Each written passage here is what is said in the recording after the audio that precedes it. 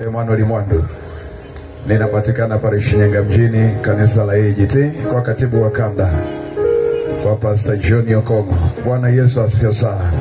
Lakini mahali hapa nimekuletea Yesu, sijakuletea AGT. Amen. Tuna somo lenye kichwa kinachosema kutimia kwa nyakati, kutimia kwa nabii. Kutimia kwa nabii za siku za mwisho. Kutimia kwa nabii za siku za mwisho ni ishara ya kuliandaa kanisa kwa ajili ya unyakuo. Tunachokiangalia hapa ni kwamba ziko zile nabii ambazo zilitabiriwa kwamba siku za mwisho zitatokea. Sasa somo hili linalenga kwamba kuziangalia hizo nabii zilizotabiriwa, na kwamba kama zinatimia zinatupa ishara ya kwamba unyakuo umekaribia. Bwana Yesu asifiwe sana.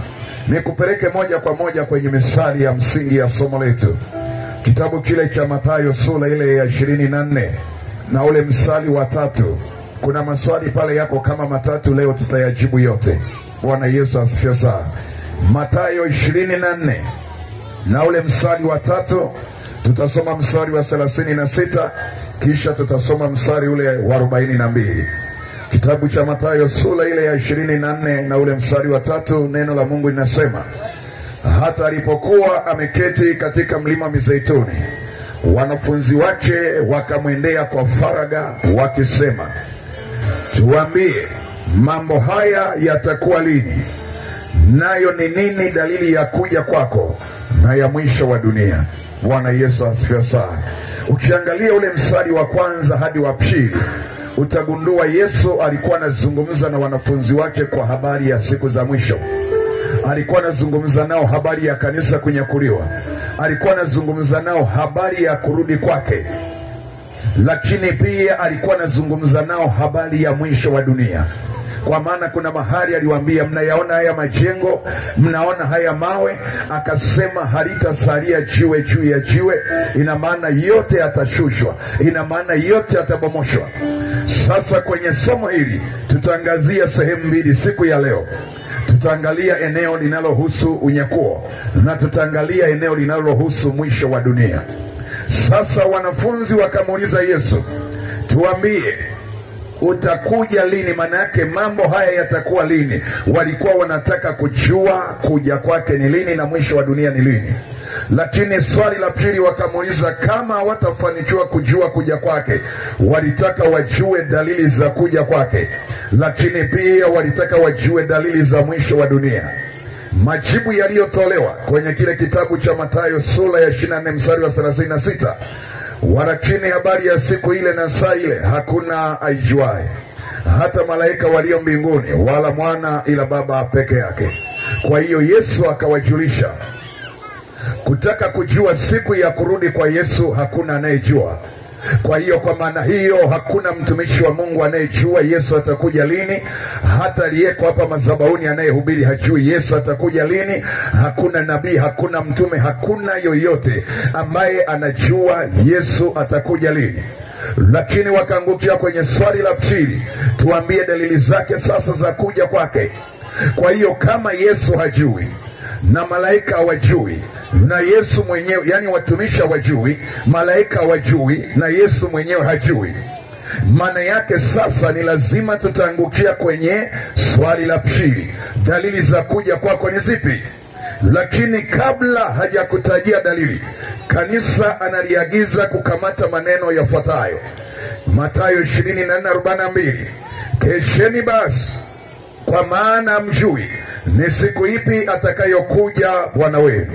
Msitizo ambao Mungu anauacha kwa kanisa, agizo ambalo Mungu analiacha kwa waliomjua na wale ambao hawajamjua, wanaotarajia kumjua. Wakiisha kumjua anasema kesheni. Maana yake mdumu katika njia ya Kristo, maana yake mdumu katika wokovu mlioupokea. Kwa lugha nyepesi, mkiisha kuokolewa haitakiwi tena kurudi nyuma. Na ndo maana Biblia inasema mtu yeyote yule anayetia jembe lake kulima akageuka nyuma hafai kabisa kwenye ufalme wa Mungu. Ina maana ukishaamua kumfuata Yesu, kuanzia siku uliyompokea, hautakiwi kuishi maisha mchanganyo tena. Unapaswa kumwishia Kristo katika njia safi, katika mwenendo safi, katika imani safi, katika matendo safi. Kwa hiyo agizo analoliagiza kwa kanisa, kwa vile hamjui siku ya kuja kwa Bwana wenu, kwa vile hamjui siku ya kuja kwa Bwana Yesu, sasa kinachobakia ni kubaki njia kuu pasipo kuhamahama njia. Sasa ziko ishara sasa ambazo tunataka tuziangalie. Kwa vile hakuna mtu anayejua siku ya kurudi kwa Yesu, kuna matazamio ambayo tumewekewa tuiangalie, kwamba kwa hizo ishara tunaweza tukazitambua kwamba Yesu amekaribia kurudi. Sasa nilikuwekea ishara nyingi sana, lakini kuna ishara moja kuu ambayo siku ya leo tunataka tuimalizie, ambayo tulianza kipindi kile. Niliwaambia somo hili ni somo refu sana. Ishara moja tu mkianza kuichambua inaweza ikatembea siku 3. Sasa kuna ishara moja ambayo ni ya mwisho kabisa, leo tutaiendeleza, tutaimalizia.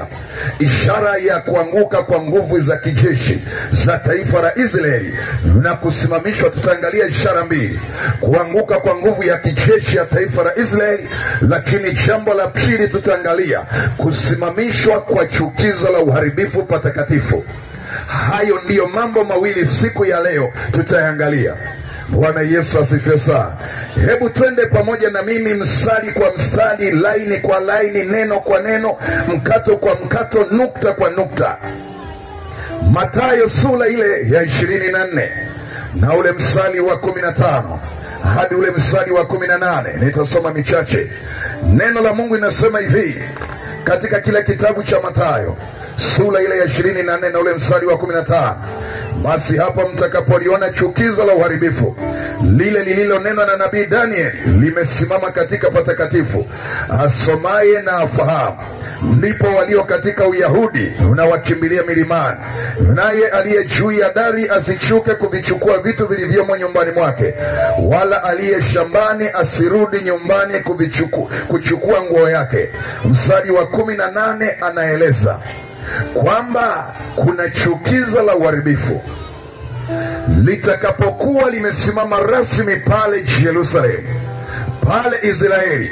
Anasema hapo wale walioko ndani ya Israeli, hapo walio ndani ya mji wa Yerusalemu, mji huo wanatakiwa kutoka haraka sana.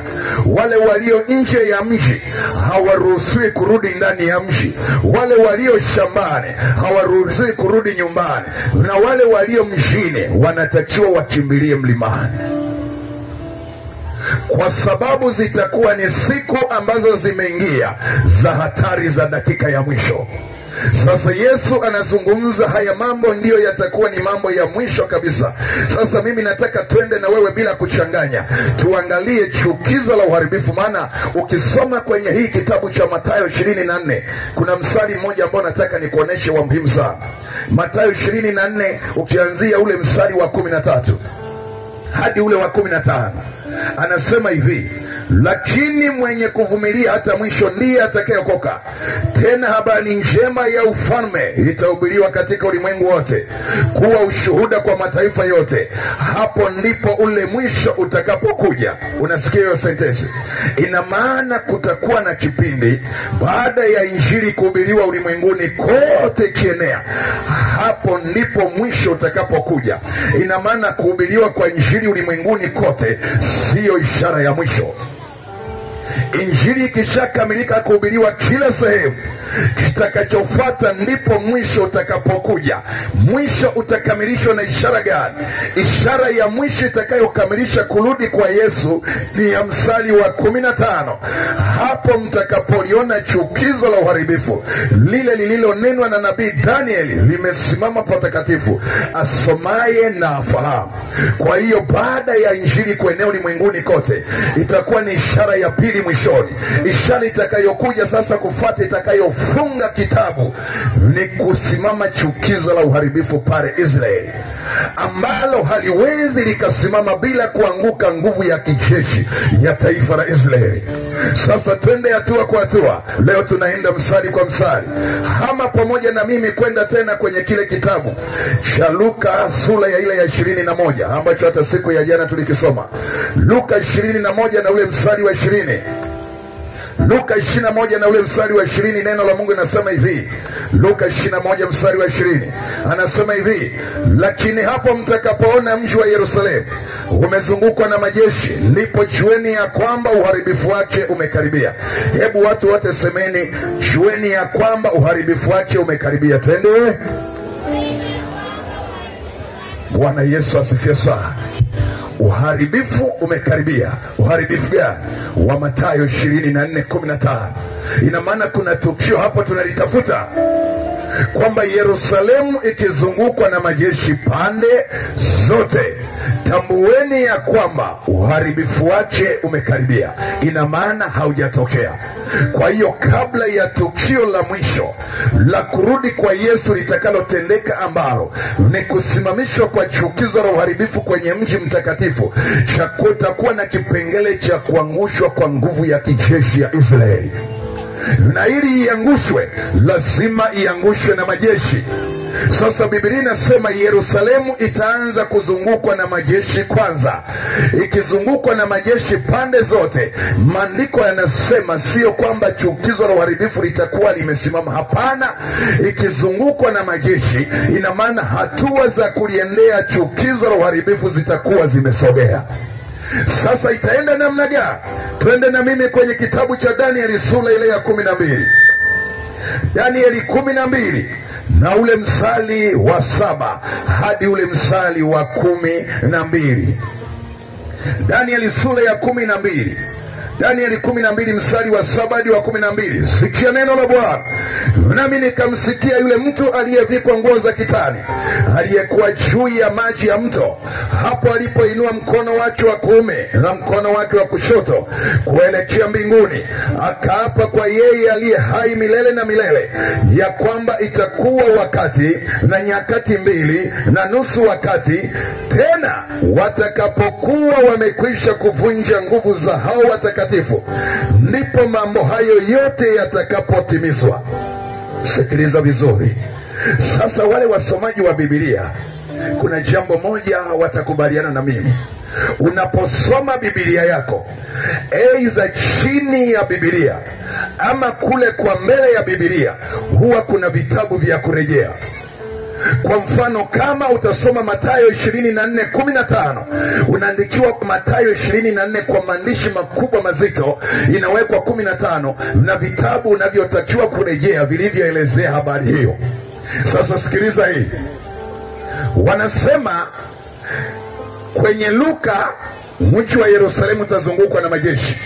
Kwenye Danieli maandiko anasema ishara ya mwisho, anasema ndipo mwisho utakapokuja. Maana yake mwisho hauwezi ukaja kabla ya kuvunjwa kwa nguvu ya kijeshi ya taifa la Israeli.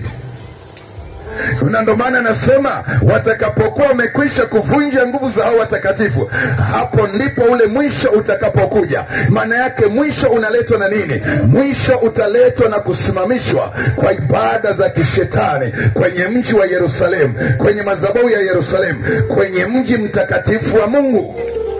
Wasiojua, nenda kasome Mathayo 5. Ukianzia mstari wa 10 na kitu na kuendelea mpaka kwenye 30, utakuta Biblia inasema usiape kwa ajili ya kichwa chako, maana huwezi ukabadilisha unywele mmoja kuwa mweupe, wala usiape kwa Yerusalemu, maana ndiyo mji mkuu wa Mungu. Sasa Yerusalemu, kwa sababu ya chuki za kidini, kwa sababu ya chuki zilizodumu muda mrefu, watu wanachukia na wanahasira nayo, wakisikia kwamba taifa la Israeli ni taifa la Mungu, wanatamani watende mambo mabaya ambayo hajawahi kutokea. Kwa hiyo ili yaweze kufanyika, ni lazima kwanza ulinzi unaoilinda Yerusalemu uvunjwe kwanza. Na ndio maana majeshi yatakayoizunguka Yerusalemu yatatenda kazi ya Danieli 12, watavunja nguvu za hao watakatifu. Mwisho wa mambo utakuwaje? Mstari wa 9, akajibiwa akasema, enenda zako Danieli, maana maneno haya yamefungwa na kutiwa muhuri hata wakati wa mwisho. Kitabu cha Danieli watu wengi kinawachanganya, kwa sababu ili ukisome unahitaji kukifungua kwanza roho. Kiligongwa mihuri, kilifungwa. Akaambiwa, wewe Danieli nenda. Lakini akamwambia kwa mafumbo, soma nami mstari wa 10, wengi watajitakasa na kujifanya weupe na kusafika, bali wabaya watatenda mabaya, wala hataelewa mtu mbaya awaye yote, bali wale walio na hekima ndiyo watakaoelewa. Maana yake Danieli akaambiwa, siku zile zikikaribia, wengi wataendelea kujitakasa, wengi wataendelea kumkaribia Bwana. Na maandiko anasema wale walio na hekima ya Mungu tu ndiyo watakaoelewa. Na ndo maana kadri unavyozidi kuona siku zinavyokaribia, walio wengi wanatoka kwenye mstari wa Bwana, wanarudi kwenye dunia, lakini walio wengine wachache wanakimbilia msalaba kujitakasa. Na ndio maana hata Ufunuo Yohana alisema, aliye mtakatifu nazidi kujitakasa, aliye mchafu nazidi kujichafua. Na anasema, shika sana ulicho nacho, asije muovu akakunyang'anya akapokonya karama ya kwako. Ina maana kile ulicho nacho ndicho kinacholinda taji ya wokovu wako. Sasa sikia anachoambiwa Danieli. Si vema sana nikakimbilia kukwambia mwisho wake, lakini kabla ya ule mwisho naweka ujumbe wa msisitizo ya kwamba watu waendelee kujitakasa. Na mimi jioni ya leo nikiwa mahali hapa kwenye viwanja hivi, na wewe unayenifuatilia kwa njia ya mtandao, ninakuagiza kwa neno la Bwana, endelea kujitakasa, saa imekaribia. Mstari wa 11 anaweka bayana yatakayotokea. Mstari wa 11 anasema hivi, na tangu wakati ule. Wakati gani? Tangu itakapovunjwa nguvu ya kijeshi ya Israeli. Maandiko anasema hivi, na tangu wakati ule ambapo sadaka ya kuteketezwa ya daima itaondolewa, na hilo chukizo la uharibifu litasimamishwa, itapata siku 1290. Kwa hiyo ikiangushwa nguvu ya kijeshi ya Israeli, zitakuja kusimamishwa ibada ya kishetani kwenye mji wa Yerusalemu, kwenye madhabahu ya Mungu. Ina maana chukizo la uharibifu litakuwa ni ishara ya mwisho kabisa ya kurudi kwa Yesu. Katika ishara zingine hatutasubiria ishara nyingine, hii ndiyo ya mwisho. Na ili hii ije, lazima kwanza nguvu za kijeshi za Israeli zivunjwe. Kwa taarifa hiyo ninakupa, narudia tena kusema, Israeli kivita yuko vizuri sana. Nguvu zake sio kidogo, ana uwezo mkubwa, lakini kuna mbinu zitakazokuja kutokea, na kwa sababu imeamuriwa na Bwana, uwezo wake wa kivita utakorapsi. Atakapoangushwa, Yerusalemu hata ilinda tena. Na kama hata ilinda tena, ina maana tukio la mwisho litakalotokea, ibada ya mashetani itasimamishwa. Kuna mtu bado hajaelewa? Kuna mahali twende leo, kila kitu kitawekwa wazi.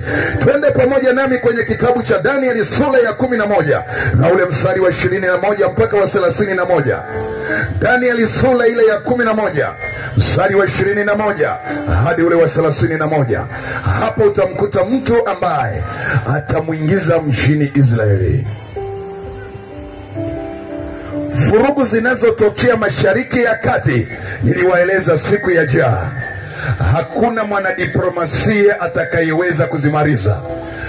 Vita ya Israeli haitaisha hadi unyakuo utapita, karamu ya mwanakondoo itapita. Atakayekuja kuimaliza vita hiyo ni Yesu Kristo peke yake. na siku hiyo vita inamalizwa, na mimi na wewe tutakuwepo tukishuhudia.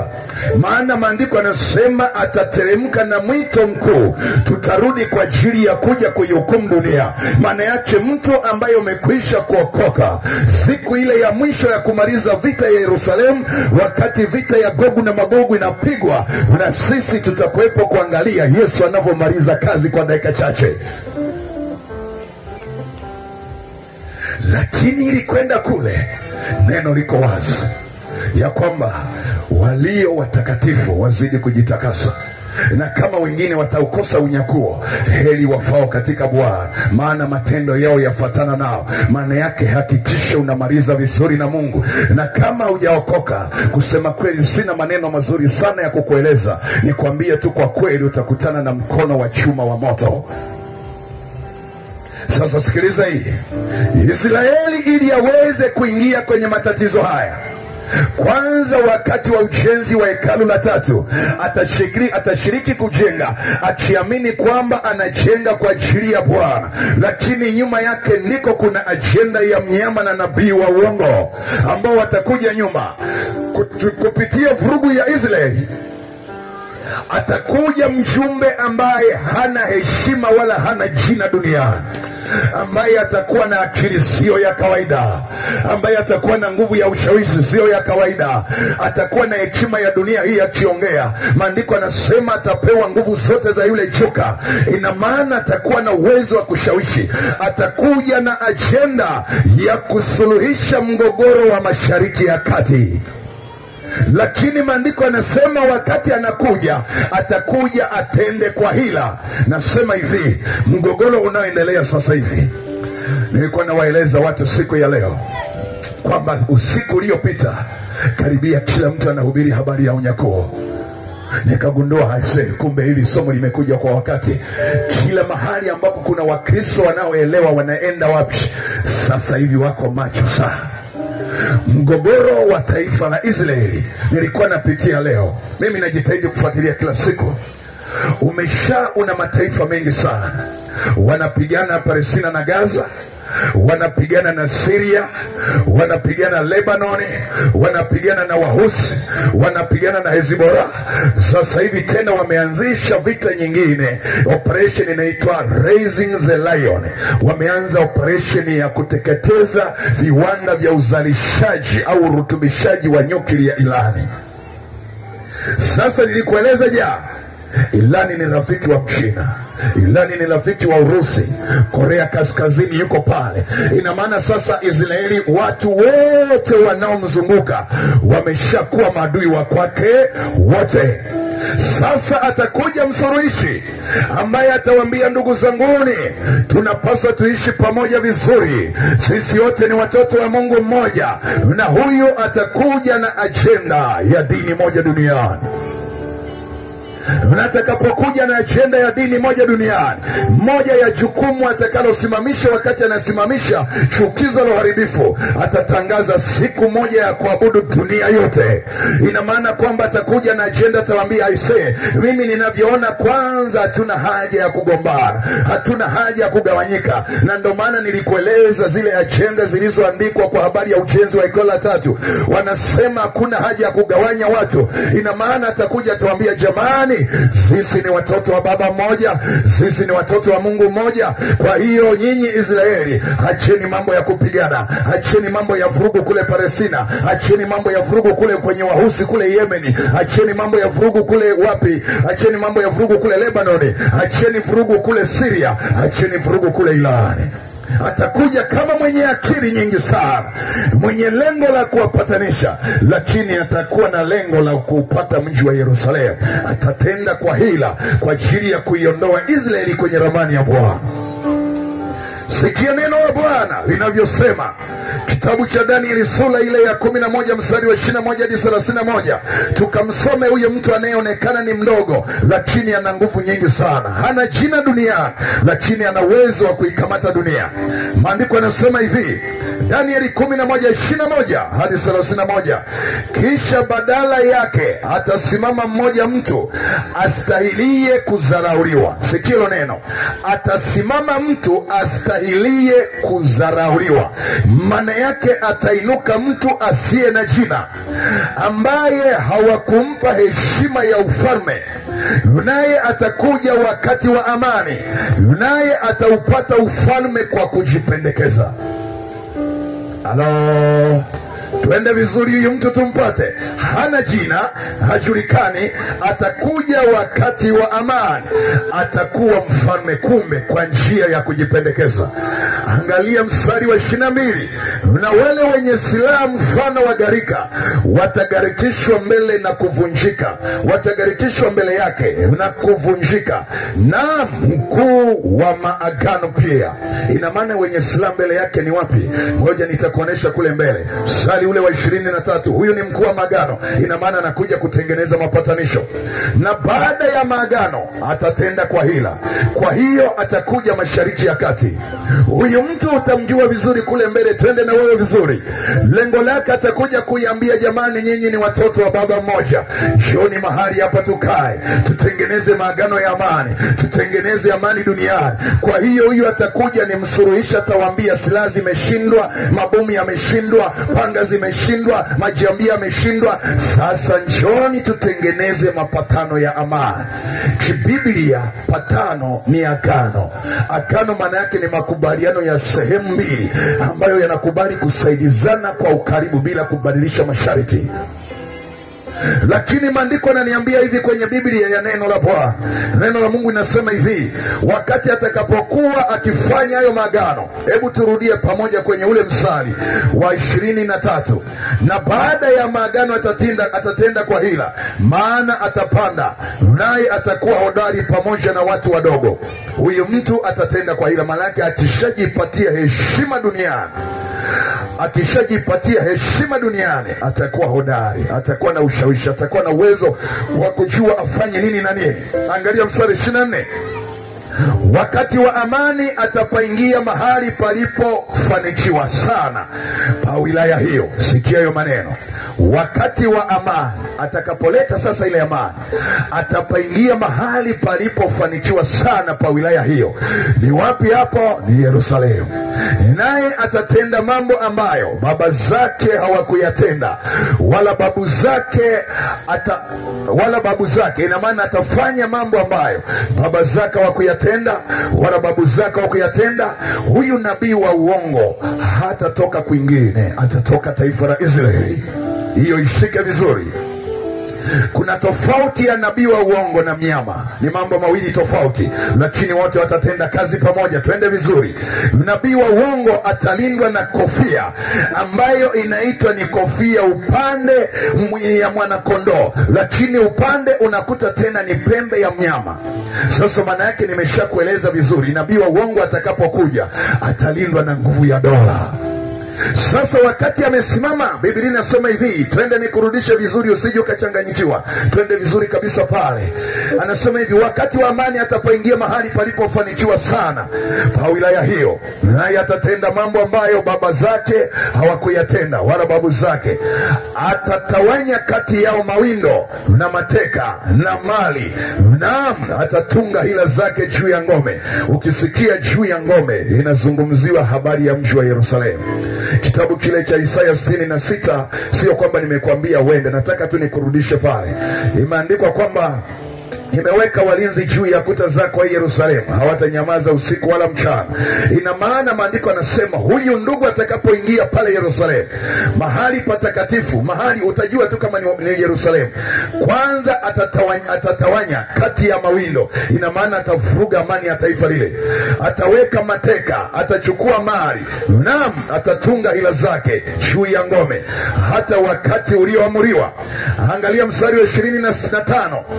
Naye naye atachochea nguvu zake na anasema na ushujaa wake juu ya huyo mfalme wa kusini kwa jeshi kubwa. Maana yake sasa huyu ndugu umeshaelewa, kaskazini ni wakina nani wanatoka, kusini ni wakina nani wanatoka. Anasema atachochea nguvu zake juu ya mfalme wa kusini, maana yake juu ya mpinga Kristo. Na mfalme wa kusini atafanya vita kwa jeshi kubwa mno lenye nguvu nyingi, lakini hatasimama, maana watatunga hila juu yake.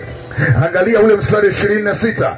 Naam, walao sehemu ya chakula chake watamwangamiza, na jeshi lake litagarikishwa, na wengi wataanguka wameuawa. Angalia mstari wa 27. Na katika habari za wafalme hao wawili, mioyo yao itanuia kutenda madhara. Maana yake huyu mpatanishi atakaye kuja Mashariki ya Kati, huyu kiongozi atakaye kuja amevaa kofia ya dini, huyu kiongozi atakaye kuja amevaa ngozi ya mwana kondoo, akiwaambia pataneni vizuri, lengo lake atakuwa na ajenda ya kuikamata dunia, kuiunganisha kwa shetani. Na ili aiwini dunia lazima asimamie pale Yerusalemu. Na ili aweze kusimamia pale Yerusalemu, atawadanganya hawa taifa la Israeli ni kwamba anawapatanisha, lakini akishafanikiwa kuingia pale, atatengeneza mazingira ya kuhakikisha wanafeli utawala wao pale, wanaondolewa kabisa. Sasa sikiliza, maandiko yanasema hivi, twende vizuri sana. Neno la Mungu linasema hivi, atakapofanikiwa kuingia pale akiwa na yule kiongozi mkubwa wa kijeshi, sikiliza jambo atakalolitenda. Anasema na katika habari za wafalme hao wawili, mioyo yao itanuia kutenda madhara, nao watasema uongo walipo pamoja mezani, lakini hilo halitafanikiwa, maana mwisho utatokea. Maana anasema kwamba anasema hivi, watanuia kutenda madhara. Maana yake lengo kubwa wanania sana na Israeli. Unajua Israeli hakuna atakayechukiwa, watafanikiwa tu kusimamisha chukizo la uharibifu. Sasa watatenda mambo mabaya, watanuia mambo makubwa. Mambo gani? Mmoja ya nia wanayotaka kuipanga ni kwamba wewe watawala wa milele, lakini hilo halitafanikiwa, maana mwisho utatokea wakati ulioamuriwa. Sasa hapo tutakuwa tunaelekea mwisho. Angalia mstari 28. Ndipo atakaporudi mpaka nchi yake mwenye utajiri mwingi, na moyo wake utakuwa kinyume cha hilo agano takatifu, naye atafanya kama apendavyo na kurudi mpaka nchi yake. Maana yake maagano atakayokuwa amekubaliana na hawa watu hata yasimamia, lakini atavuruga sana, kisha atarudi kwenye nchi yake. Maana yake ni nani? Huyo mfalme pamoja na mtu aliyemsimamisha. Angalia mstari wa 29. Kuna pointi ya msingi na kupeleka. Kwa wakati ulioamuriwa atarudi na kuingia upande wa kusini, lakini wakati wa mwisho mambo hayatakuwa kama yalivyokuwa wakati wa kwanza. Angalia mstari wa 30. Maana merikebu za kitimu zitakuja kupigana naye, basi atavunjika moyo, naye atarudi na kukadhibika na kugadhibikia hilo agano takatifu na kutenda kadri apendavyo. Naam, atarudi na kuwasikiliza walioacha hilo agano takatifu. Angalia mstari wa 31. Na wenye silaha watasimama upande wake. Wenye silaha watasimama upande wake. Sikilo neno, wenye silaha watasimama upande wake, nao watapatia unajisi mahali patakatifu, ndiyo ngome. Maana yake wapi? Yerusalemu. Nao wataondoa sadaka ya kuteketezwa ya kila siku, nao watalisimamisha chukizo la uharibifu. Bwana Yesu asifiwe sana. Haleluya, haleluya. Ngoja nikuwekee mstari mmoja, nikueleze mambo machache. Kitabu cha Danieli 9:27.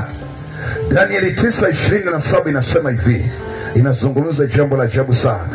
Naye atafanya agano thabiti na watu wengi kwa muda wa juma moja, na kwa nusu ya juma hiyo ataikomesha sadaka na dhabihu. Na mahali anasema hivi, ataikomesha sadaka na zabihu. Anasema hivi, sadaka na zabihu, na mahali pake litasimama chukizo, na mahali pake litasimama chukizo la uharibifu, na hata hivyo hata ukomo na ghadhabu iliyokusudiwa imemwagwa juu yake mwenye kuharibu. Bwana Yesu asifiwe sana. Sikilize vizuri mtu wa Kigoma, kwa yale maelezo jinsi yalivyokaa kwenye Danieli 11 kwenda mstari wa 31 yanajiweka wazi. Amani ya Mashariki ya Kati haitawahi kutokea. Itatokea ya muda tu, ambayo itasubiri chukizo la uharibifu liingie patakatifu. Na nani ataliingiza? Ni mtu ambaye hajachaguliwa kwa kura, hajapigiwa kampeni. Atakuja na hekima ya dunia hii, akiwa na nguvu za shetani. Atawashawishi ni kama anawapatanisha, akiwashawishi ni kama anawapatanisha. Lengo lake watamfungulia mlango mpaka watamheshimu kiasi kwamba aweze kusimama juu ya madhabahu takatifu. Ngoja nikupe mfano mwepesi sana.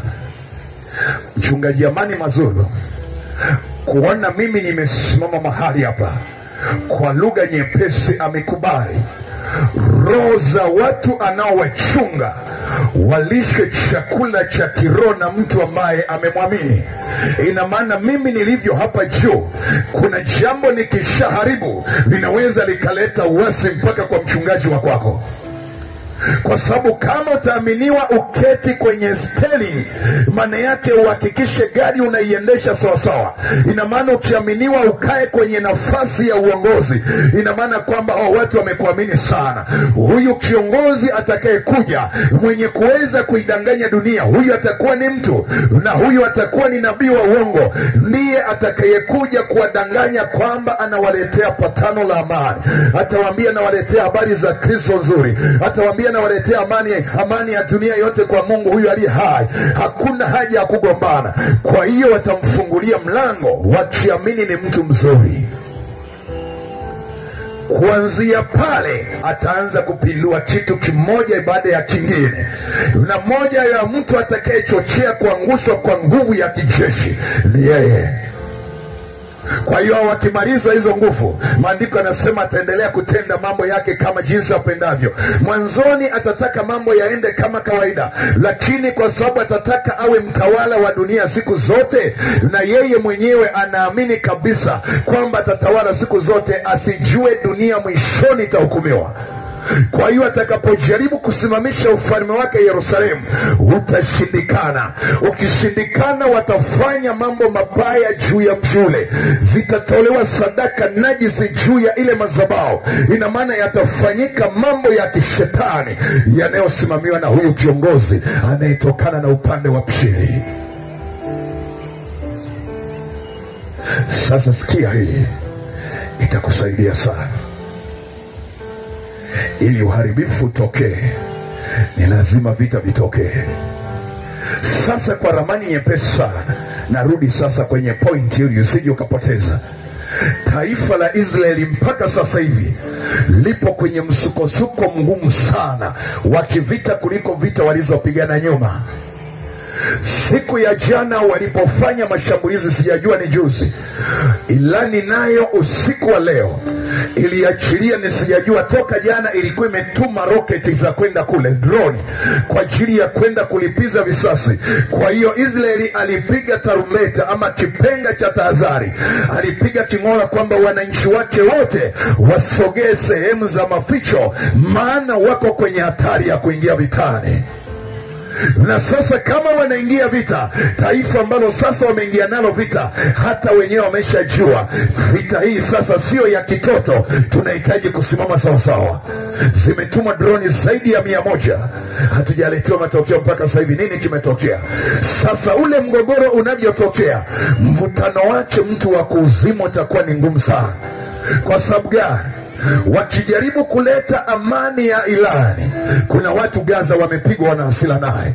Wakijaribu kumpatanisha na Gaza, Syria wana hasira, wamepigwa naye. Wakijaribu kumpatanisha Syria, Hezbollah kule Lebanoni wana hasira naye.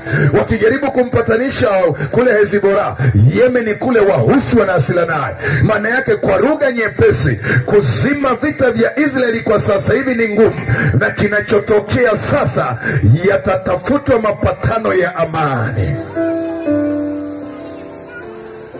Na lile patano la amani viongozi wa dunia wameshashindwa, na ndio maana kila wanapojaribu kumuunganisha inashindikana. Ina maana atakayeleta patano la amani Mashariki ya Kati, muda si mrefu atainuka kiongozi mwenye sura ya utumishi ndani yake. Atakuja mtu mwenye sura ya kinabii ndani yake. Atakuja na kuambia, sasa kinachotakiwa, acheni kupigana, wekeni silaha chini, sisi ni kitu kimoja. Lakini maandiko yanasema atakuwa akitenda kwa hila. Ina maana yale mapatano yatakapoanza kutengenezwa, hapo ndipo anguko lake litakapoanza kuchukua hatua, na haitachukua muda mrefu. Kwa sababu gani? Dunia sasa hivi kila mtu ukimchokoza anakwambia, ukinigusa vibaya ninabonyeza batani nyekundu. Batani nyekundu kwa maana gani? Unatumia silaha za nyuklia, silaha za maangamizi. Sasa dunia itazuiliwa kule sifike. Itakamatwa kwanza. Huyu jamaa atakuja na mapatano mazuri, huyu jamaa atakuja na mazingira ya kutengeneza amani, lakini huyo ndiye atakayekuja kuleta machafuko yasiyokuwa ya kawaida. Kwa hiyo hii mivutano iliyopo sasa hivi, pole hizi nchi zote za pembeni atakapoleta zile amani, zitaimarisha nguvu na mataifa yenye nguvu yaliyo kinyume na taifa hili. Na baada ya muda watatengeneza mazingira, zitapigwa mpaka kura za amani. Sijajua wanaziita ni kura za nini. Zitapigwa jamani, yao watu wamepigana muda mrefu, damu zimemwagwa sana. Sasa tuwalete pamoja. Mleta amani ndiyo mvuruga amani. Na haya mambo yameendelea sana, na hali iko vibaya. Sijajua wale ambao jitahidini basi hata mkae kwenye TV mfuatilie mambo yanayoendelea, muone jinsi hali ilivyo ngumu kule. Hali sasa hivi kule Mashariki ya Kati ni tete sana. Ina maana furugu ya taifa lile inazidi kupanda viwango kila siku, na hivyo hakuna wa kuizima hiyo vita. Kwa hiyo kwa vile hakuna wa kuizima hiyo vita, muda si mrefu litaandaliwa suluhisho la amani ya kudumu. Hilo suluhisho la amani ya kudumu ndilo litakalomleta huyu nabii wa uongo. Akiletwa pale atafanya hayo yote niliyokusomea. Kwa hiyo wana wa Mungu, tuchangamke na kuamka. Ninazungumza na wale kondoo wa Bwana ambao wamekwisha kumjua, ambaye wewe tayari una chapa ya Roho Mtakatifu, ambaye wewe tayari una chapa ya Kristo ndani yako. Yaache mambo ya dunia, simama na Bwana Yesu. Weka pembeni mambo ya dunia hii. Weka pembeni mambo ya michepuko. Weka pembeni masuala ya ugomvi kwenye ndoa za kwenu, kwa sababu kama kuna amani kati yenu kwenye ndoa za kwenu, mtashangaa siku ya unyakuo mnabaki kwa sababu nilikuwa na magomvi. Achana na masuala ya kubaki mna hasira mioyoni. Vaeni sura ya Kristo. Na wale ambao bado hawajampokea Yesu kuwa Bwana na Mwokozi wa maisha yao, wanaosema sisi ngoja tusubiri tuone itakavyoenda, kama watasubiri waone jinsi inavyoenda, watakutana na mkono wa utawala wa chuma namba 666. Na ndo maana sasa njia pekee ya kuyaepuka yote yatakayobakia huko chini ni lazima umpokee Yesu kuwa Bwana na Mwokozi wa maisha yako. Na kwa sababu hiyo, swala la kuokoka uhitaji kumuuliza jirani. Swala la kumpokea Yesu uhitaji kuuliza dini yako. Tupo mahali hapa tuliokuwa tumeshika dini kuliko wewe. Paulo anasema kama ni kwa habari ya Mayahudi, nilikuwa ni farisayo wa mafarisayo. Ina maana ni kwamba nachotaka nizungumza na wewe, hakikisha una Yesu moyoni, sio una dini moyoni. Kwa hiyo tulie nje ya zizi, turudi kwa Bwana msalaba. Tumwambie Bwana Yesu, ninajua kitakacho mbinguni sio matendo mazuri. Niliwaambia asubuhi, hauendi mbinguni kwa sababu ni muungwana, hauendi mbinguni kwa sababu unasaidia yatima, hauendi mbinguni kwa sababu wewe ni mtu mzuri sana unasaidia watu. Unaenda mbinguni ukijumulisha hayo matendo mazuri, jumulisha na wokovu wa Kristo ndani yako. Hapo utakuwa umekamilika kwa kuondoka. Lakini tofauti na pale, utabaki unasema aise, itakuwa inarudi hii picha ninayohubiri mahali hapa. Aise, yule mhubiri aliyekuwa anahubiri ile siku amevaa koti jeupe la maziwa, ningemsikiliza nisingekuwa mahali hapa. Tayari utakuwa umeshachelewa, itakuwa ni too late. Sikiliza neno hili. Chukizo hili likisimama Yerusalemu litachukua siku 1290. Likishasimama hili chukizo hapa, itatokea vurugu kwenye hii dunia ambayo haijatokea. Na ndo maana niwatahadharishe juu ya jambo hili. Si kwamba nawatisha, ila nawaambie kwa maana imani zenu zikae sawa sawa. Hakikisha imani yako iko sawa. Hakikisha salio la Roho Mtakatifu ndani yako linatosha. Chunga mahusiano yako na Mungu, kwa sababu kabla ya unyakuo kanisa duniani kote litasukwasukwa. Maandiko yanasema itatokea ziki ambayo kama siku zake hazitapunguzwa hakuna mtu atakayeokoka. Kwa hiyo zitaanzia vurugu kwanza kutokea kwenye masuala ya imani. Zitaanza vurugu kutokea kwenye masuala ya makanisa ulimwenguni kote. Kwenye ule mtikisiko unapokwenda kutokea, hapo ndipo kanisa litakaponyakuliwa. Kanisa litakaponyakuliwa, tutakwenda kukaa na Kristo kwenye harusi yake muda wa miaka 1290, wakati maisha hapa duniani yanaendelea. Hapa duniani watakutana na mkono wa mpinga Kristo. Wakitoka pale watakutana na mkono wa ziki kuu. Wakitoka pale kutakuwa na matukio hapa ya kutosha. Sherehe tutakayokaa nayo kule sisi juu, tutakaa siku 1290. Ile sherehe tutamaliza. Tukimaliza ile sherehe, tutakaa kusubiria kurudi duniani kwa mara nyingine kwa ajili ya hukumu ya mwisho. Sasa siku ambazo tutakaa pale, jumla ya siku tutakazokaa kule ni siku 1335. Unasema umeyaona wapi? Twende nikupeleke kwenye maandiko hapo ambako tunamalizia. Kitabu cha Danieli sura ile ya 12 na ule mstari wa 11. Neno la Mungu linasema hivi: na tangu wakati ule ambapo sadaka ya kuteketezwa ya daima itaondolewa na hilo chukizo la uharibifu litasimamishwa, itapata siku 1290. Mstari wa 12, heri angojeai na kuzifikiriza hizo siku 1335. Kwa hiyo tukimaliza sherehe siku ya 290, tutatembea siku ya kwenda 1335. Tukifunga pale, mwanakondoo atafunga safari ya kurudi duniani. Kwa ajili ya nini? Hukumu ya mwisho. Sikia neno hili. Twende nikupeleke mahali hapa, nikuoneshe jambo la ajabu sana, ambako ndiko naenda kufungia mahubiri yangu kwa siku ya leo. Hebu twende na mimi kwenye kile kitabu cha Wathesalonike, nikuweke kweli yote, ubaki mwenyewe kuamua na jinsi ya kutembea. Wathesalonike wa kwanza sura ya 4. Wathesalonike wa kwanza sura ya 4 mstari wa 13 hadi wa 18. Alafu tutakuja tumalizia na kitabu cha Ufunuo. Wathesalonike wa kwanza sura ya 4 mstari wa 13 hadi wa 18. Sikia neno hili, mtu wa Bwana. Neno la Mungu linasema hivi, Wathesalonike wa kwanza sura ya 4 mstari wa 13 hadi 18. Lakini ndugu, hatutaki msijue habari za hao walalao mauti. Hebu mkutano wote sema walalao mauti. Rudia tena kwa sauti, walalao mauti. Kuna tofauti ya kufa na kulala mauti. Watu wote wanaokufa katika Kristo, maana yake wanaotoka kwenye miili yao hii wakiwa na matendo mazuri, hao wanalala, hawafi. Ukifa na dhambi, wewe ndiye umekufa. Ina maana wanaokufa na dhambi ndio wanaitwa wafu. Wanaokufa wakiwa na Kristo vizuri ndani yao wanaitwa wamelala mauti. Sikia huu ufunuo wa ajabu sana. Neno linasema hivi: hatutaki msijue habari za hao walala mauti, msije mkahuzunika kama na wengine wasio na matumaini. Maana ikiwa tuamini ya kwamba Yesu alikufa akafufuka, vivyo hivyo na hao waliolala katika Yesu Mungu atawaleta pamoja naye. Angalia mstari ule wa 15.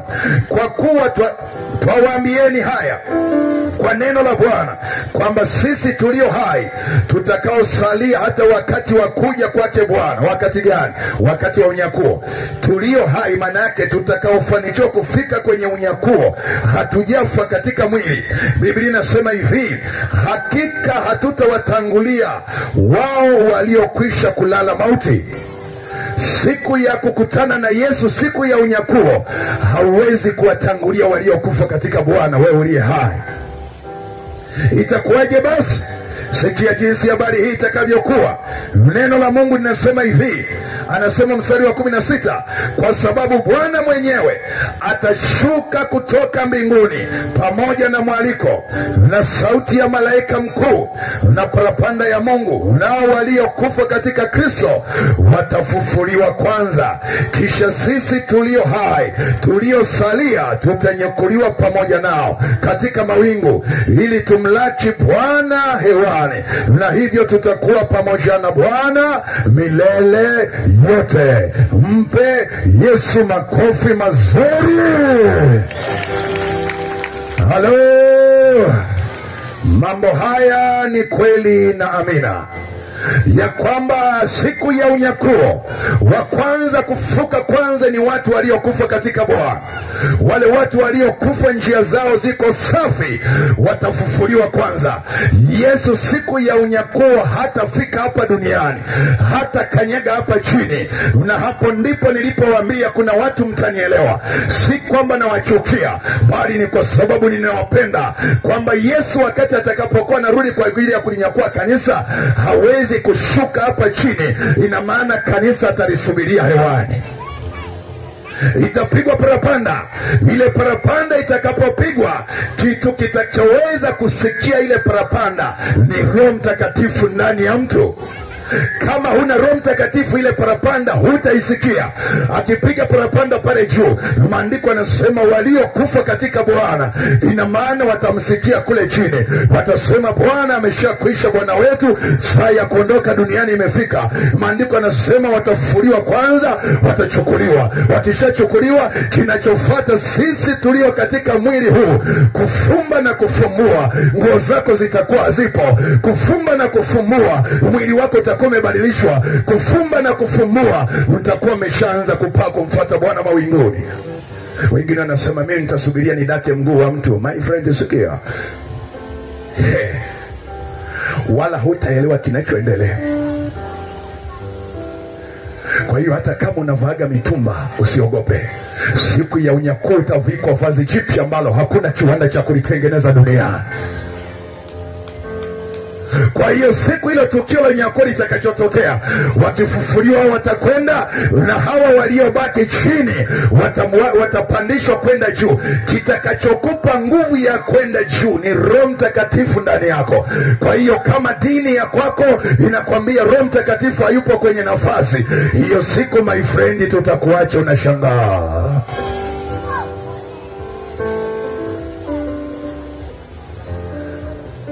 Nilikuwa nawaeleza watu kitu sahihi kinachoweza kikakueleza njia sahihi ya wokovu wako. Sio kiongozi wako wa dini, sio misingi ya dini ya kwako. Kinachoweza kikakueleza kweli pure ya kwako, ya maisha yako na mahusiano na Mungu, ni neno la Kristo. Neno la Bwana linachokwambia, hicho ndicho amini. Sio ambacho dini yako inakwambia na kukunyima kuamini neno la Bwana. Kuna mahali fulani niwahi kukutana na mtu fulani, ananiambia unajua habari za Roho Mtakatifu hazipo kabisa kwenye agano tulilonalo. Nikamwambia nenda kachunga vizuri mahali unapolishwa. Ninataka nikuhakikishie siku ya unyakuo utabaki wewe na kiongozi wako anayekwambia usiamini Roho Mtakatifu. Saa imefika ambapo lazima kila mmoja aamue ya kwamba anakwenda mbinguni peke yake. Haendi mbinguni na mshomba, haendi mbinguni na askofu, haendi mbinguni na mchungaji, haendi mbinguni na mwalimu wake. Ni saa ya kila mmoja kuchunguza matendo yako, kuangalia njia zako, kujicheki kwenye kioo kinachoitwa neno la Bwana. Ukiona kunyanzi ondoa, ukiona doa ondoa, uhakikishe nguo zako ziko safi kwa safari. Kwa hiyo hili tukio likitokea litafuata tukio la mwisho. Sasa kanisa likiondolewa ndio tutaenda sasa, baada ya huo unyakuo huu wa Thessalonike, litafuata hili tukio la mwisho ambalo nakusomea. Tukaombe. Hebu njoo na mimi hapa haraka haraka, niko vizuri kwenye kukimbia kusoma. Hebu njoo hapa. Baada ya unyakuo nini kitafuata duniani? Mpinga Kristo ataendelea kutawala. Hapo ndipo watu wote duniani watalazimika. Ina maana chapa ya mpinga Kristo itaanza kutangazwa hata kanisa bado liko duniani, kampeni zake zitaanza kutembea. Kwa hiyo dunia itabaki chini ya mpinga Kristo. Ikibaki chini ya mpinga Kristo, ndipo dunia yote italazimishwa, kila mmoja lazima apokee chapa 666. Hiyo ni Ufunuo sura ya 13, inaeleza mambo yote kwa bayana pale. Watakapokuwa wakipokea hizo chapa sasa, kuna watu ambao wanaijua kweli na wengine ambao wamesikia injili siku ya leo. Watakapoona chapa 666 imefika, watasema yamefika yale ya mhubiri mchungaji Mwandu sasa yaliyokuwa yanazungumzwa. Na maandiko yanasema yoyote atakayepokea chapa ya 666 hataruhusiwa kabisa kutubu. Ina maana hakuna toba ya kusamehewa dhambi ya chapa ya mnyama. Kwa sababu ya hilo, kuna wengine wanaojua kweli watasema sasa potelea pote, kwa vile unyakuo tulishindwa, mimi niko tayari kufa hata kama watanipiga, hata kama watanichinja. 666 sitapokea. Hao ambao wataweka huo msimamo watajiokoa nafsi zao kwa damu yao wenyewe. Wakijiokoa hivyo, nao wameandikwa kwenye Ufunuo 20. Ufunuo 20 mstari wa 1 na kuendelea mpaka ule wa 15. Nitakusomea haraka haraka. Kisha nikaona malaika akishuka kutoka mbinguni, mwenye ufunguo wa kuzimu na mnyororo mkubwa mkononi mwake. Akamshika yule joka, yule nyoka wa zamani ambaye ni Ibilisi na Shetani, akamfunga miaka 1000. Akamtupa katika kuzimu, akamfunga, akamtia muhuri. Anasema hivi, anasema akamfunga miaka 1000, akamtupa katika kuzimu, akamfunga katika anasema akatia muhuri juu yake, asipate kuwadanganya mataifa tena hata ile miaka 1000 itimie. Na baada ya hayo yapasa afunguliwe muda mchache. Miaka 1000 inayozungumzwa ni ipi? Hebu twende pamoja na mimi. Mstari wa 4, kisha nikaona viti vya enzi, wakaketi juu yake, nao wakapewa hukumu. Nami nikaona roho za waliokatwa vichwa kwa ajili ya ushuhuda wa Yesu na kwa ajili ya neno la Mungu, na hao wasiomsujudia yule mnyama. Sikia hilo neno. Baada ya hapa miaka 1000, maana yake wakati haya mambo yanaendelea, mpinga Kristo na vitu vyake anaendelea na vurugu zake pale, maandiko yanasema aliona kitu pale, ya kwamba kuna watu ambao aliwaona. Maana yake baada ya unyakuo pale matukio, kuna jambo litatokea. Anasema hivi, akaona watu ambao waliuawa kwa ajili ya ushuhuda na kwa ajili ya neno la Kristo, na wasiomsujudia yule mnyama wala sanamu yake, wala hawakuipokea ile chapa katika vipaji vya nyuso zao wala katika mikono yao, nao wakawa hai, wakatawala pamoja na Kristo miaka 1000. Ina maana baada ya tukio la unyakuo na hiyo miaka 3.5 ya mpinga Kristo, kuna watu ambao baada ya kujua tulikosa nafasi wakati wa unyakuo, watakubali kumpokea Yesu kwa gharama kubwa, watakaochinjwa wakifa kipindi cha mpinga Kristo kwa sababu ya kukataa chapa ya mnyama, wataungana na wale walioko kwenye karamu ya mwana kondoo, ambao tutakuwa ni sisi pale tumenyakuliwa, maana hatuko tayari kusubiri habari ya mpinga Kristo. Muulize mwenzio, utaweza kukabiliana na mpinga Kristo? Mwambie, kama huna uwezo, tengeneza na Bwana. Kama sasa hivi tu askari wa kwetu namkimbia, askari wa mpinga Kristo akitokea, my friend, hivi macho yake ni darubini kila kona, hata kama uko chini ya shimo anakuona, ni pande la mtu. Sasa Biblia inasema kwamba kitakachotokea tutaungana nao. Sasa sikia neno la Bwana lilivyokaa. Na ndio maana kuna mambo watu wengine mnaposoma nabii mwe makini nazo. Israeli aliambiwaje kule Misri? Atakaa miaka 400, alikaa 430. Ukianza kufuatilia mgawanyo wa matukio kwa kadri ya miaka, tunatembea kwenye kipindi cha nyongeza, ila tuko mwisho. Sasa sikiliza, ule unyakuo kitokea sasa, tutakaa miaka 1000, lakini Danieli inatuambia tutakaa miaka 1290. Ufunuo zile 200 na ziondoa. Kwa nini? Miaka kwenye 1000 kama haijafika nusu, mara nyingi huwa haiandikwi. Sasa Danieli alikuwa anafunuliwa mambo mengi sana. Angalia mstari wa 5. Hao wafu waliosalia hawakuwa hai hata itimie ile miaka 1000. Twende vizuri na wewe, twende turudi mstari wa 5. Hao wafu waliosalia kipindi gani? Kipindi cha unyakuo. Maana baada ya unyakuo mpinga Kristo atapita. Akishapita ataua watu wanaokataa kupokea chapa ya mnyama. Watakapouawa wale watu, roho zao zitaungana na Bwana kule juu. Sasa watu watakaokuwa wamesalia kipindi cha ufufuo wa kwanza, kwenye kile kipindi cha unyakuo, wanaandikiwa yafuatayo kwenye Ufunuo hiyo 20, kwenye Ufunuo 20 mstari wa 5. Hao wafu waliosalia hawakuwa hai hata itimie ile miaka 1000. Maana yake watu waliokufa na dhambi siku ya unyakuo hawatafufuka, na dunia itabaki kuendelea. Makaburi kama yamewekewa marumaru mazuri na maua, yataendelea kubaki namna ile hadi ile miaka 1000 itimie, ambayo ni sawa na miaka 1290, ukiongeza na ile mingine 1335, tukiwa kule juu na mwana kondoo. Hawa wataendelea kusubiria pale chini. Na wakati huo dunia kila mmoja anatunisha misuri. Uchina wanajivunia uchumi mzuri, kila mahali mataifa wanajivunia nguvu kubwa. Wakati watu wanatunisha misuri, liko tukio linaandaliwa. Angalia mstari wa 6. Huo ndio ufufuo wa kwanza. Upi? wa kwenye Wathesalonike wa kwanza sura ya 4. Anasema huo ndio ufufuo wa kwanza. Heli na mtakatifu ni yeye aliye na sehemu katika ufufuo wa kwanza. Juu ya hao mauti ya pili haina nguvu, bali watakuwa makuhani na Mungu, na makuhani wa Mungu wa Kristo, nao watatawala pamoja naye hiyo miaka 1000. Watu wanaokufa kwenye njia ya Bwana kuanzia sasa wanaheri, maana ufufuo wa kwanza atafufuliwa. Wakifufuliwa watatutangulia kwenda. Siku hiyo na sisi tutafuata, tutaondoka pamoja. Tukiondoka pamoja, tutakaa nao miaka 1000 kule kwenye karamu ya mwana kondoo. Tunakula na kunywa, tunapata mambo mazuri kule.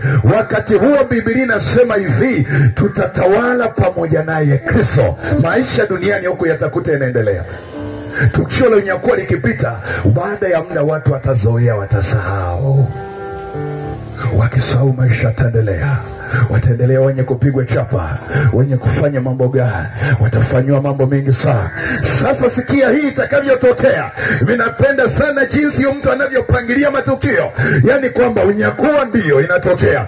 Ikitokea unyakuo, wanateswa kipindi cha mpinga Kristo. Ikitokea hiyo, inachofuata tunaenda kula sherehe ya mwana kondoo. Maisha duniani yanatokea. Angalia mstari wa 7. Na hiyo miaka 1000 itakapokwisha, shetani atafunguliwa. Baada sasa ya miaka 1000, unyakuo kitokea, shetani atafungwa. baada ya miaka 1000 ikiisha, shetani atafunguliwa. Kwa ajili ya kazi gani? Twendeni hapa mnaochanganyikiwa na mambo ya Gogu na Magogu. Biblia inasema hivi, atafunguliwa atoke kifungoni mwake, naye atatoka kuwadanganya mataifa walio katika pembe 4 za nchi, Gogu na Magogu, kuwakusanya kwa vita, ambao hesabu yao ni kama mchanga wa bahari. Wakapanda juu ya upana wa nchi, wakaizingira kambi ya watakatifu na mji huo uliopendwa. Yani Yerusalemu itaendelea kutafutwa mpaka mwisho wa dunia. Watakwenda kuizingira ile, na hawa ndio niliokuambia, watavuka kupitia mto Frati, watakuja kwa miguuni wengi kama nzige. Biblia inasema hivi, moto ukashuka kutoka mbinguni ukawala, na yule ibilisi mwenye kuwadanganya akatupwa katika ziwa la moto na kiberiti, alimo yule mnyama na yule nabii wa uongo, nao watateswa mchana na usiku hata milele. Msiojua Jehanamu mpaka sasa hivi haina mtu. Jehanamu hata sasa hivi haina mtu. Ndio, ashuke Yesu, ashuke Paulo, atakwambia hivyo. Wa kwanza kuingia Jehanamu atakuwa ni yule mtu tuliyekuwa tunasoma habari zake, atakayekwenda kusababisha chukizo la uharibifu pale Yerusalemu, na atakayefuata kwenda motoni atakuwa mpinga Kristo. Hao kwanza wataanzia, watatupiwa mle hata kabla ya hukumu ya mwisho. Wakati sasa zile siku zimetimia, zinaisha kabisa, Yesu atakapokuja sasa, wakati anakuja kuamua ile vita ya Heri-Magedoni wao, ile vita ya mwisho ya Gogu na Magogu iliyosimama pale, atakapofika pale, jambo atakalolifanya cha kwanza, atamkamata baba yao aliyemuunganisha kwa kazi, ambaye ni Shetani. Shetani atakamatwa, ataanza kukokotwa, ataanza kupelekwa. Muda huo wale aliowadanganya sasa, muda ulishaisha, wataanza kujua kumbe tulikuwa tunamtegemea hata uwezo wa kuwa nao. Tena yule atakamatwa na malaika mmoja tu, anaanza kurusharusha miguu, anaambiwa Shetani, saa yako imeisha sasa, lazima ukatumikie ulichokipata. Atarushwa kwenye ziwa la moto.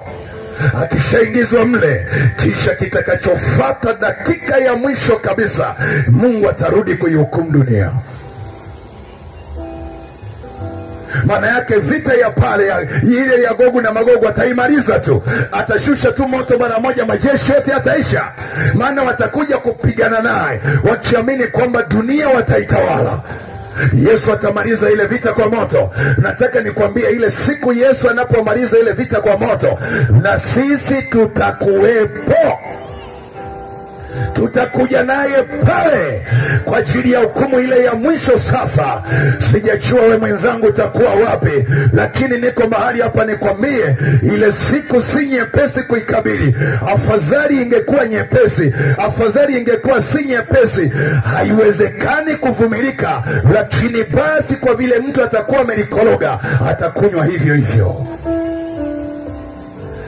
Hukumu ya mwisho itatokea, Shetani akitupiwa kwenye moto, majeshi ya Gogu na Magogu yakimalizwa. Mstari wa 11, kisha nikaona kiti cha enzi kikubwa cheupe, na yeye aketie juu yake, ambaye nchi na mbingu zikakimbia uso wake, na mahali pao hapakuonekana.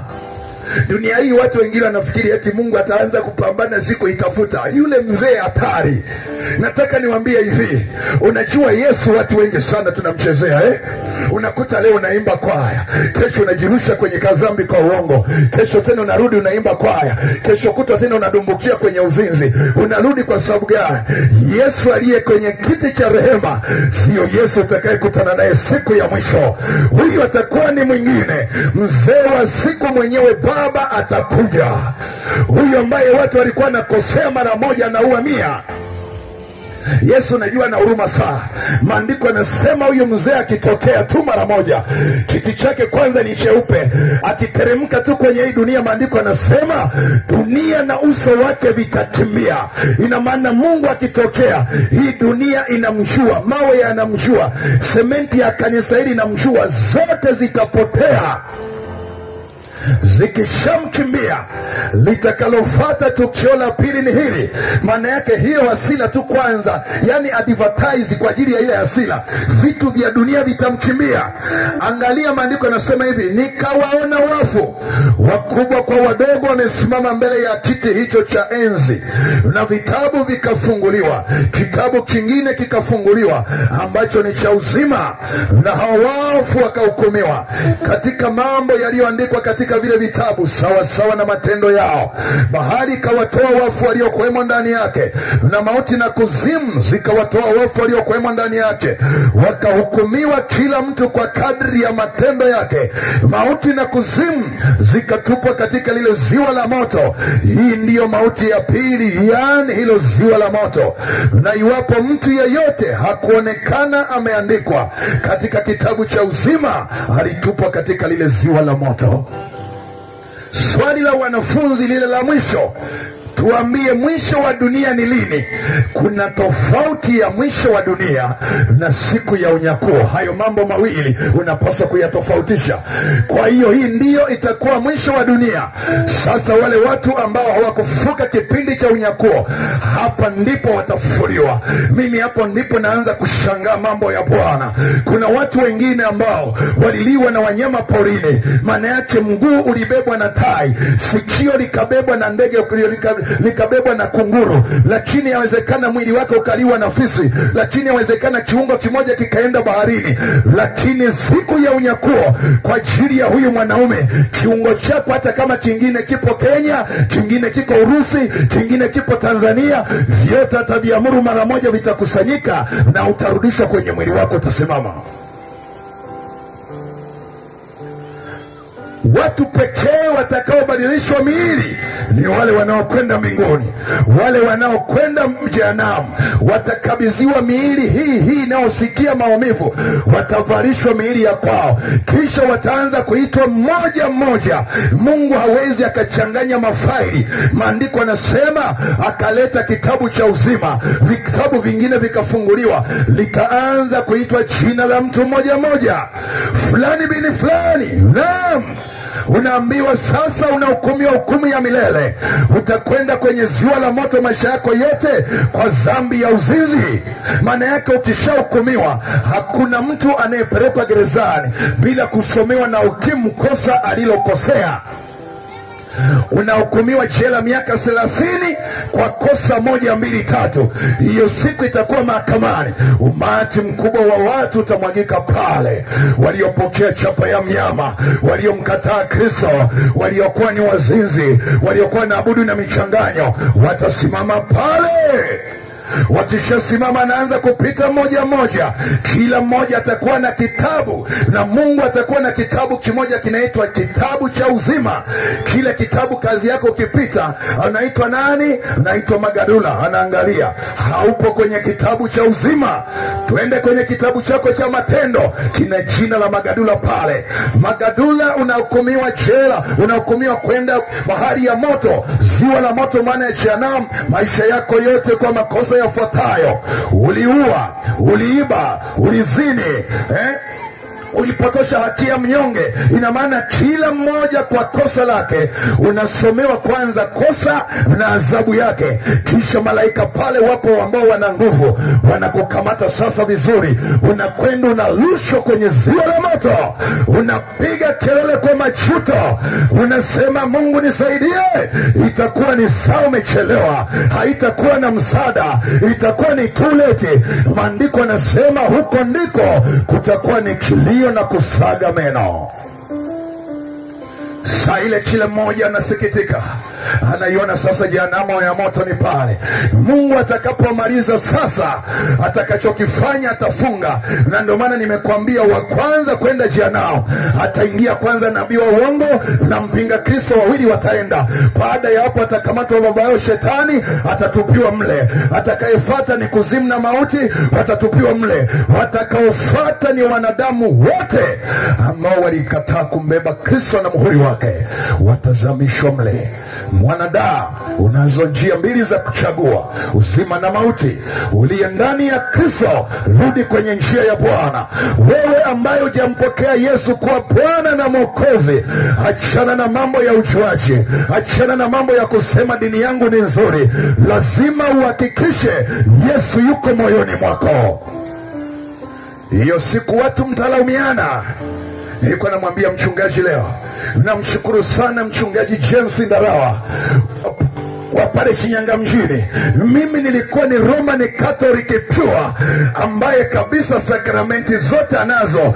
Nilikuwa nimebatiza sakramenti moja ambayo ni sakramenti ya ndoa. Kila watu walipokuja kuniambia habari za kuokoka, niliwaambia jamani, mimi ninao dini ya kwangu ambayo ni dini ya dunia hii, ambayo tangu enzi za mitume ipo. Nilikuwa najivunia dini, lakini sikuwa na Kristo. Yule mchungaji akasema, upende dini yako ama upendi, utaokoka kwa lazima. Anayewahubiria mbele yenu hakuwahi kuongoza sala ya toba kwa kukubali. Nilikataa. Mimi niliokoka kwa lazima. Na ndo maana Biblia inasema wengine waokoeni hata kwa moto. Na ndo maana mimi niko mahali hapa kuambia wewe ambaye unajua dini yako imeshakushikilia, unasema nyumbani kwetu atasemaje? Hata mimi niliwekewa kikao baada ya kuokoka. Kila mmoja alianza kuzungumza vitu vya kwake. Unaachanaje na hii dini kabisa? Sisi unatukimbia. Nikamwambia, lo jamani, tusameheane. Swala la kwenda mbinguni ni la mmoja mmoja. Acheni mimi nijiokoe roho yangu mdogo. Nikasema siku ya mwisho tutakuwa tunaangaliziana majibu, aliye upande huu na aliye upande huu. Ndivyo maandiko yanasema, yule tajiri na yule maskini. Ilipofika wakati yule maskini yupo kwenye kifua cha Ibrahimu, yule tajiri akaanza kusema, Lazaro, hebu Ibrahimu naomba umwambie Lazaro aniletee maji kidogo nipate kulowanisha ulimi. Akamwambia, wewe ulichagua njia hiyo. Siku ile hakuna kujitetea. Siku ile hakuna kusema nani aliniambia. Utaambiwa nilileta Injili. Utaambiwa nilileta mtumishi wangu Mwandu, aliacha mambo yake kule. Unavyoniona mahali hapa, kuna mambo yangu kwa jinsi ya kibinadamu nimeacha yako vibaya. Si hayo tu, nimeacha kazi ya udaktari ili nipate kupaza habari hii. Hakuna utakapokwepa. Siku ile kila mtu atakutana na mkono wa chuma. Ataambiwa hili ndiyo fungu lilochagua. Lakini jioni ya leo niko mahali hapa kukwambia, wewe unayenifuatilia kwa njia mtandao, wewe unayeko mahali hapa, na wewe ambaye uko nyumbani, geuka, achana na kujua, geuka, rudi kwa Bwana. Wewe uliye ndani ya Kristo, paki dhambi pembeni, weka Yesu moyoni. Wewe uliyeitwa kwa ajili ya kumtumikia Mungu, hakikisha unatumika bila kulala, maana saa imeendelea sana.